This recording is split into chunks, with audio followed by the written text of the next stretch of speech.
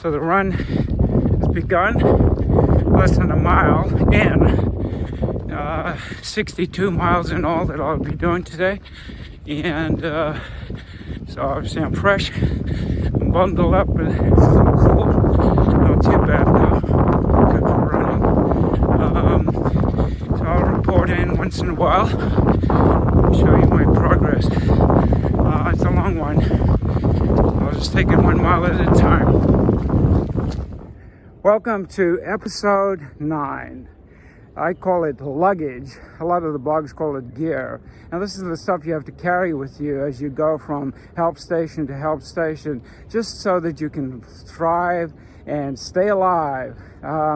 So we're gonna look here at, some of the things that go into that pack that you carry.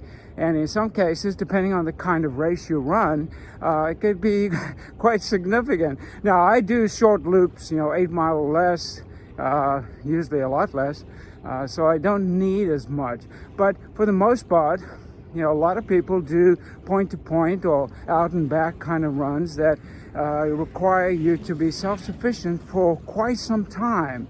And so I build into my training, even though I do short loops, a good dose of point-to-point so that I can really stress my body, stress, my food, my thirst quenchers, salt intake, all those kinds of things, so I can get some experience with that stress. And it sounds a little cruel to myself, but it's important. It pays off when you get into the longer run. The video you just saw it shows me on my longest training run last year in preparation for the Jackpots 100 in Las Vegas. And as you can see there, I'm pretty wrapped up. It's a 62 miler, and so I've got quite a way to go. I've got all kinds of luggage. I've got about 6 layers of clothing. I've got a backpack with all kinds of stuff. It had to be about anywhere from 6.5 to 8 pounds. Now, one of the things you will find out as you do some of the 100 milers is they limit the amount or the weight of what you can take with you in support. So just be aware of that. It's not unlimited in some races, but most races, whatever you need. When I designed my 62 miler, the training run, I purposefully made sure that the first 32 miles would be an out and back experience with no crew support. So that's a long way to go without being able to stop off and get a drink, some food and things like that, clothing changes and all that. As you can see, I was pretty cold at that point in the morning, so it was close to freezing, and by the time I was going to get through the 32 miles, it was going to be right up around 55 degrees. So it's a big switch in a very short time. But you've got to be able to account for all of that in terms of your clothing and be prepared. You've got to have your liquids and your foods and medical attention type things. But you'll see this next video that's coming up, it shows me preparing for that next day. So you can kind of get a sense of what goes into your luggage. Some of the things I've laid out on the table actually are going to stay with my crew, my wife, who does an amazing job. And so once I get back to 32 miles, I'll be able to replenish and things like that. So it's all laid out on the table. Not all of it goes in the bag or on me. So yes, that video. Greetings from South Carolina. We're actually in Myrtle Beach here, and we are getting ready for the Jackpots Ultra Festival out in Las Vegas for the big 100-mile run, March 3rd and 4th. But part of the training is to do a few very long runs, and my longest run will be tomorrow morning. And this is about 4.5 weeks before the big race, and I'll be doing 100 kilometers or 61 point something miles. So it's a long run, and you really have to be ready. And just to give you a sense of the preparation that goes into supplies, at least, and fluids and things like that, I'll walk you through some of the things that we will be getting ready for tomorrow morning. So I had these high carb protein balls that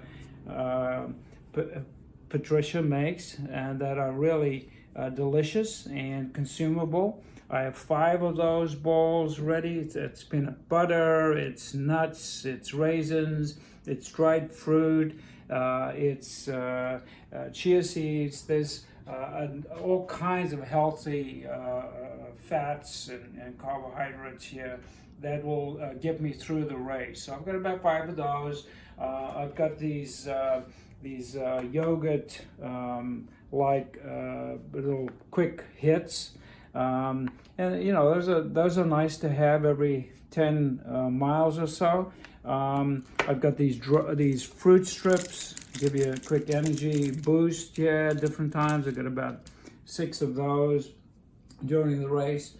Every 10 miles I do a high protein carbohydrate drink that breaks down slowly in your bloodstream over time. And of course, trusty bananas. It has it all. Nature's perfect food. All kinds of electrolyte-based requirements that we need for our body as we get depleted. So I'll probably go through 5 or 6 of those tomorrow as well. In terms of fluids, I've got the first 4 28 fluid ounce bottles ready. It's probably a fruit juice ratio to water of 1 to 4 in each. I'll probably go through about 8, maybe 7 or 8 of these in all during the 61 miles. So that's, you know, that can be more than 7 liters. And you need a lot of fluids. The good news is that it's not very warm, so I won't be sweating as much. And hopefully the Vegas run will be very similar in temperature by the time we get there. I also have some equipment that I'm getting ready. I'm going to be using my walking poles. Obviously these extend as I get more unsteady during the latter part of the race. And to make sure that I don't stumble and that I have a little support. My trusty running bag here to carry my supplies, and of course I have to have my pills for pain management, just to make sure that the pain doesn't mess with my race. And it's usually sciatic pain and things like that, or inflammation that's lingering. I have some emergency bandage here in case I get some blisters. I have to deal with them as I run. I know that's a lot to take in, a lot of stuff on that table, but you do have to be prepared. It's survival. It's without that you can get in horrible trouble, and I'd rather get in trouble a little bit on my training run and learn from that than find out on my 100 milers. So, you know, I'd advise you to do the same. I know it's hard to go through that experience, but at the end the payoff is quite significant, as you'll see. This next and last video shows me finishing the run, and obviously I'm pretty happy at that point. It took me about I think it was about 13 and a half hours to finish the 62 miler, which is pretty good. I'm, you know, 63 at the time, and so I was proud of that. Of course, the hard part comes in the last 38 miles on the 100 miler, but you know, it gives you a tremendous boost. And to know that your equipment and your gear, your luggage, as I call it, worked is a good feeling. So anyway, stay tuned for episodes 10, 11, and 12 coming up. And don't forget to subscribe. Yes, that video of me celebrating at the end. Here he comes, finishing up this epic day.